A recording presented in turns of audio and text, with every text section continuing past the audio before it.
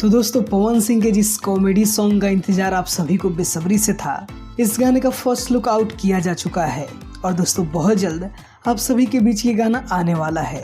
दोस्तों बात करें इस गाने की तो इस गाने को गाया है पवन सिंह और अनुपमा यादव ने और दोस्तों ये एक कॉमेडी सॉन्ग होने वाला है। साथ ही साथ दोस्तों आपको बता दें कि इस गाने में रवि पंडित भी नजर आने वाले हैं, जो कि ज्यादातर भोजपुरी म्यूजिक वीडियो को डायरेक्ट करते हैं और पवन सिंह और खेसारी लाल यादव के ज्यादातर बेहतरीन गाने रवि पंडित द्वारा ही डायरेक्ट किए जाते हैं।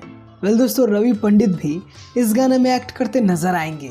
दोस्तों अगर लिरिक्स की बात करें तो कुंदन पांडे और अर्जुन अकेला जी ने इस गाने को लिखा हुआ है और दोस्तों इस गाने में म्यूजिक है प्रियांशु सिंह जी का।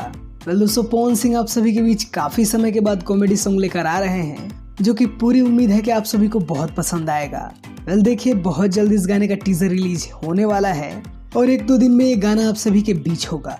आप सब इस गाने को सुनने के लिए कितना ज्यादा बेताब है ये हमें कमेंट में जरूर बताएं और ऐसी ही बेहतरीन अपडेट पाने के लिए हमारे चैनल को भी सब्सक्राइब करें। Thanks for watching.